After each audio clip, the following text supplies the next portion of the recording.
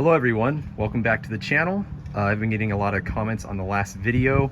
People have really liked the Milwaukee pack out setup that I had, and a lot of you have been asking for a van tour slash more tools that I got inside the van that I can't fit in that other tool set.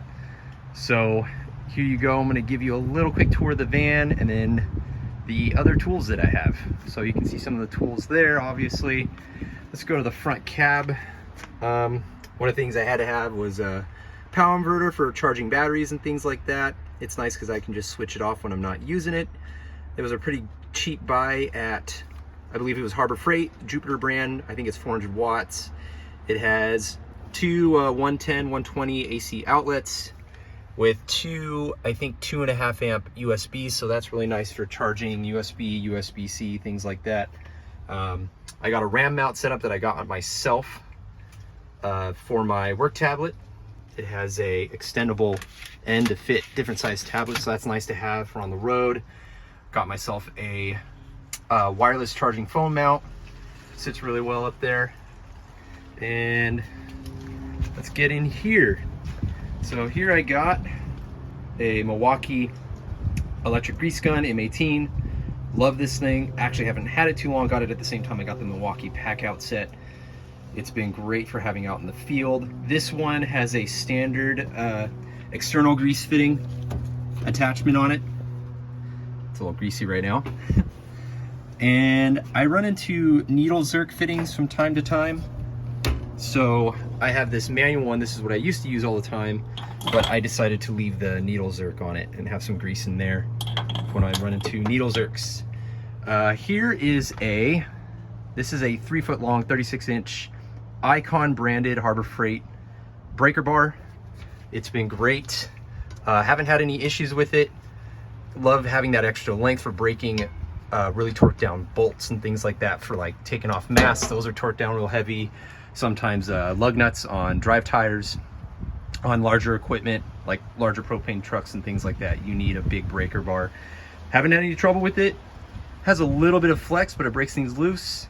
I think I bought it at the time for $90 plus tax, Harbor Freight, lifetime warranty. So that's good too. Down here I got my snap-on.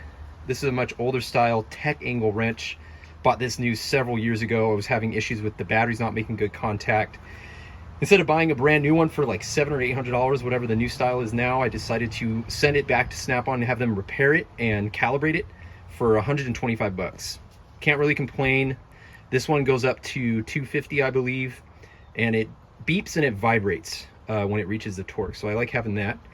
Starting back here, I have a standard tap and die set, Craftsman, metric tap and die set, Craftsman, and underneath it, we got, sorry about the lighting, it's not the greatest, a large tap and die set, Craftsman. Don't use these too much, but when you need them, you need them. So they're very good to have. Here I have, I believe this is like an Amazon special, ABN, Auto Body Now brand. It is a bearing and race and seal installer kit. I would have to say the plastic molding in there isn't very great for holding in parts, but it works what it is. Here I've got a Cornwell axle nut sockets. Bought these many years ago, I don't know, 12, 13, 14 years ago. And they're great for larger nuts, bolts, things like that. Don't use them too often, but gotta have them. And obviously down here I just got a couple of chargers. I got a M12 and M18 combo, and then an M12 charger by itself. I got this is the Milwaukee Sawzall. It's the non-fuel, so it's the brush motor, but I don't use it often enough to justify getting the brushless one, and it works great when I need it. I have some metal cutting saw blades to put in there, so I've cut off some like shafts and things like that on frozen components on lifts and things. This one I like. This is the Maddox radiator pressure test kit from Harbor Freight. The Snap-on one, the tool truck ones, they're so expensive. And this one looks the same. I understand it's probably not made in the US, but it's extremely identical.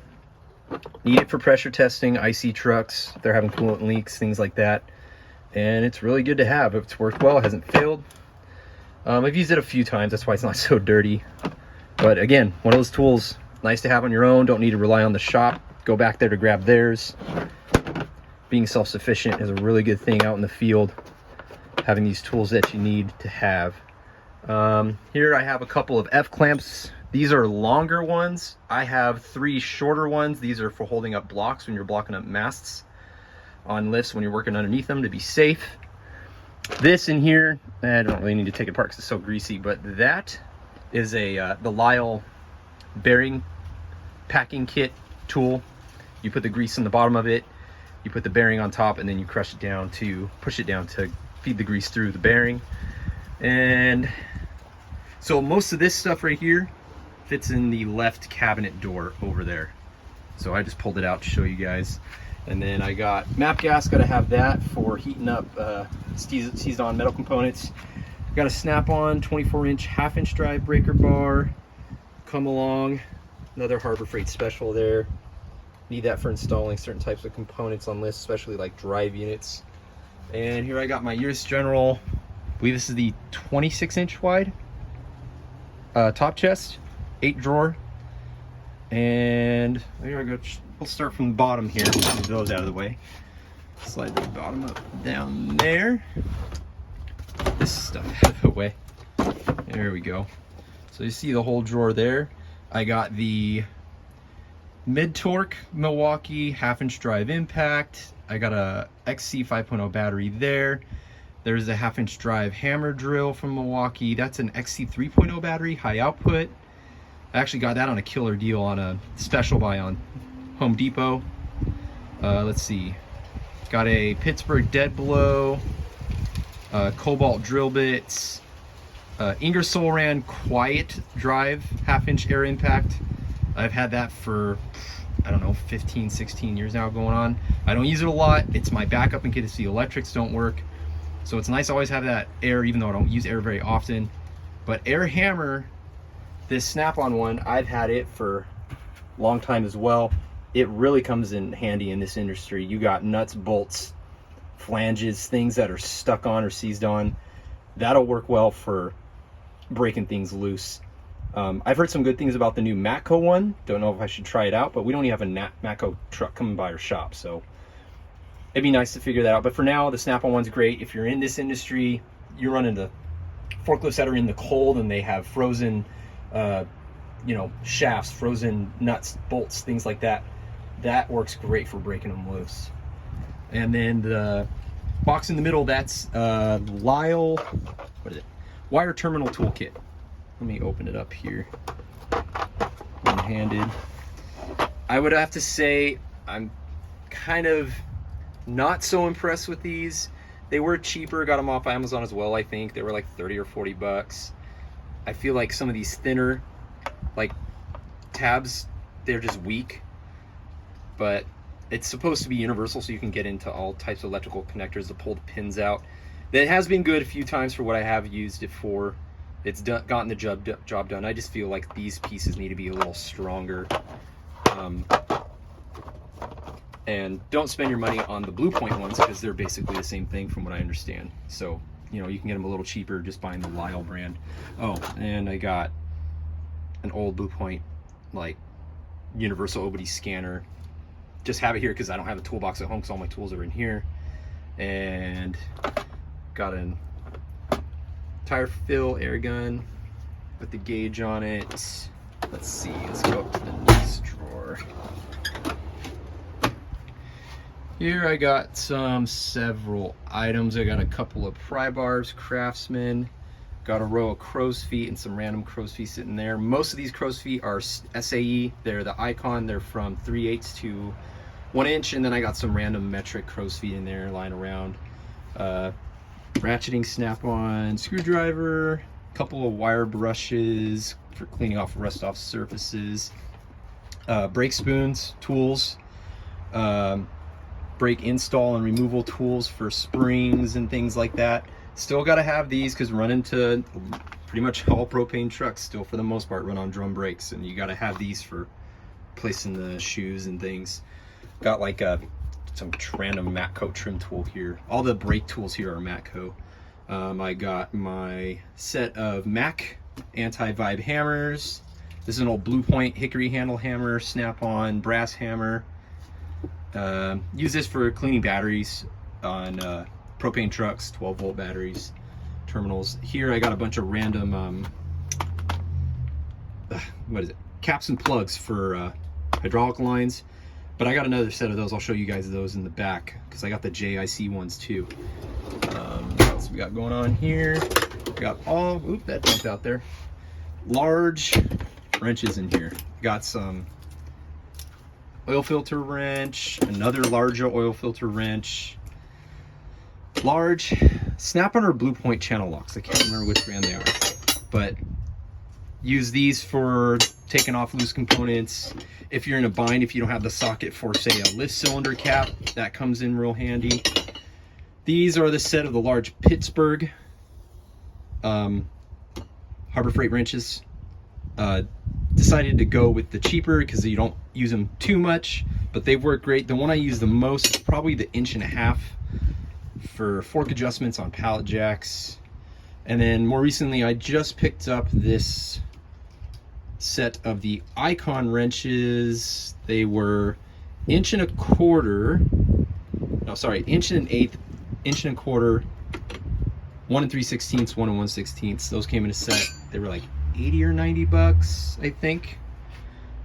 So that's all that in there. Hopefully this one stays down. Stay down, puppy. Just stay there. There we go. And I got some more random stuff in here. Starting here up on the right, I got the double box end metric snap-on wrenches. Got these when I started in the automotive world. They were actually great for doing serpentine belts. They were slim, get into tight spaces, and then you get enough leverage for loosening up the tensioners. But obviously still have them. Use them from time to time here out in the field, usually bolts that are too tight, you need a lot more leverage. Got some extra wrenches here. Blue Point diagonal cutters, end nippers. Got a couple extra snap ring pliers there. This is like a trim removal tool, I believe. I don't know if it was Matco or Lyle. I think Lyle makes these. Couple of radiator hose clamps. Use those often enough, gotta keep those for the IC trucks. A couple other Blue Point pliers. These had all like come in a set, so I still hold on to these. These are some more of the snap ring quick release pliers, are adjustable ones for inner and outer. Gotta have some chicken wire cutters or steel wire cutters, I don't know what you call them, but got those. Different oil filter size caps, and got some random torque screwdrivers here. These are the ones I don't use as often, that's why they're not in the Milwaukee pack out. And then I got these oil seal, let's see if it'll focus. No, oil seal removal tools, install tools. They're like little spoons on the end. I don't know if it'll focus it. I have to like put it on the back of my hand or something for you guys to see it. No, it's not working too good, but maybe I'll lay it down there. You guys can see it better if I zoom in. There you go. So that way you don't cut yourself when you're pulling those seals off. You know how we've done that. Use a pick instead of something like this, and you poke yourself. But there's that drawer there, and then got this top drawer here. Obviously I just organized everything for this video. It's usually not this neat, but I try and keep things somewhat organized. It's kind of hard to do the foam on this toolbox just because things change from time to time, things move around, and I got to keep it organized every so often because of driving around in the van, stuff gets jostled. But anywho, I got a Craftsman 1/2 inch drive torque wrench. This goes from like 25 to 150, I think. Usually this is mostly for torquing down drive tires, anything that can go up to 150. If I gotta do a lot more torque, I got a 3/4 inch drive torque wrench. I'll show you guys that in a minute. half-inch drive extensions, snap-on, half-inch ratchet. I got these Icon impact adapters. We got half-inch to 3/4. I'm sorry, 3/4, half-inch to 3/4. Let's see, this is, we got half-inch to 3/8 and then 3/8 to half-inch. Snap-on half-inch swivel impact. This is a 19mm Allen half-inch drive, a Matco flip socket, socket with the extension. This is the 19 to 21mm. This would be the standard. This is 3/4 and 13/16. And then I got an Icon chrome swivel here. And then this is an extra Pittsburgh. I think it's a Pittsburgh adapter. Don't use it as often. Lyle impact hammer.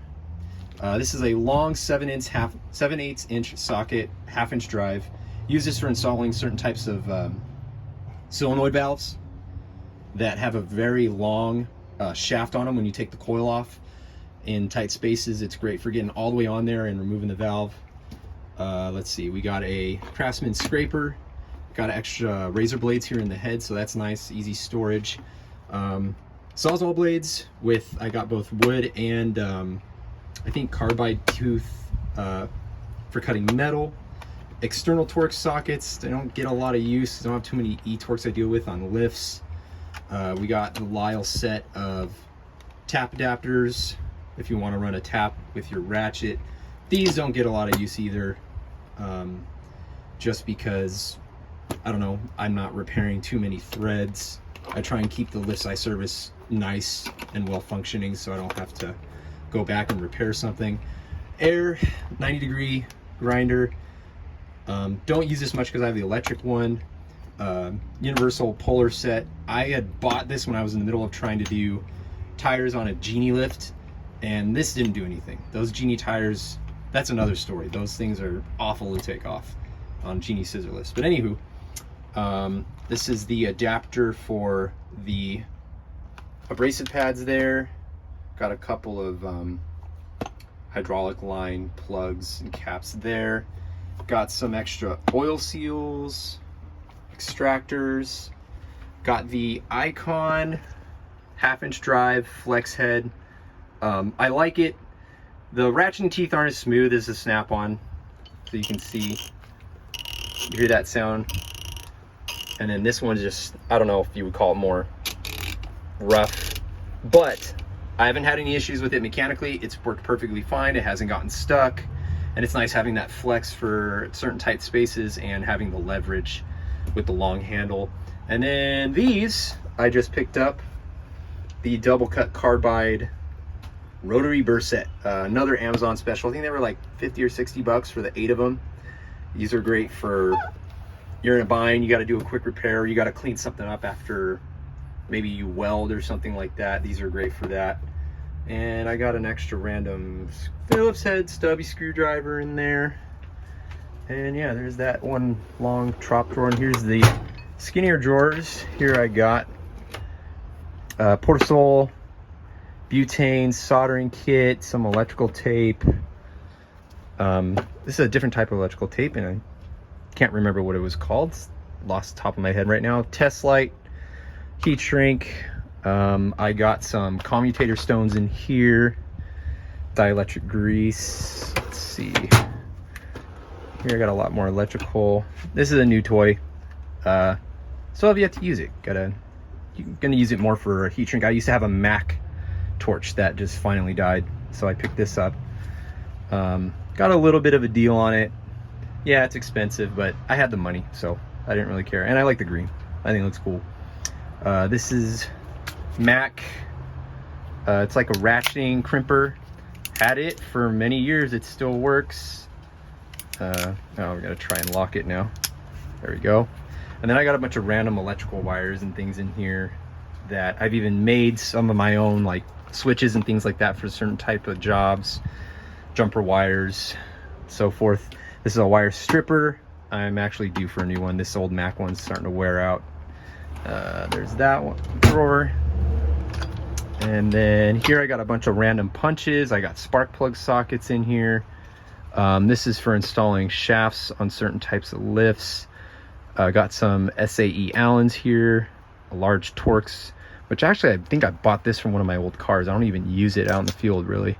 And another large Allen that I think broke out of its socket casing, but I still have it, use it. A couple of these are metrics. This is a 14, this is a 12.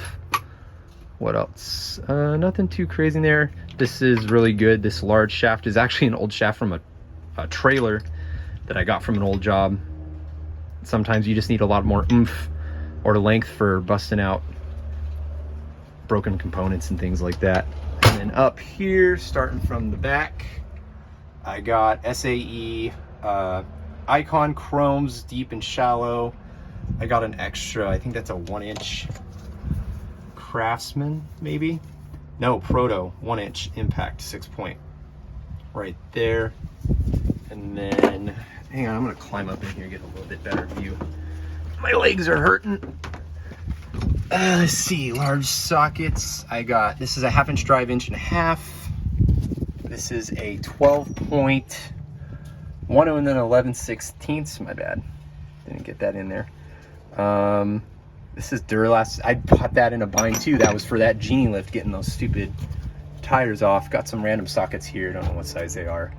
27mm deep chrome. Another 27 shallow 12-point. Let's see. I got some shallow snap-ons here. It's not complete. I don't know if I lost the 19. And I can't remember if it went all the way down to 10. But I got these forever ago when I graduated trade school. So I don't know. Didn't keep very good track of them.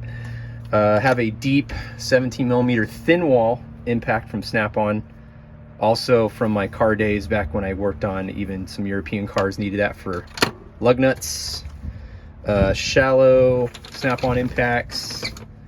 I got a 24mm Craftsman impact. Used that a lot on lift chains on lifts. But the thing is, it's not very long for when the nut starts working its way up the chain. You can't get on the nut to adjust it. So more recently, I just picked this guy up off of Amazon. I think it was like 15 bucks. Yeah, sir. And some Japanese, or excuse me, probably some Chinese made thing. Used it the other day though. It worked. Hopefully it lasts a while, but a lot of length for adjusting lift chains. So Amazon. I don't even remember the name of the brand, but I know that's where I got it from. What else we got going on here? Went over that. This is from an old Matco like brake kit, they called it. Different sockets you would use on like probably foreign cars for doing brakes.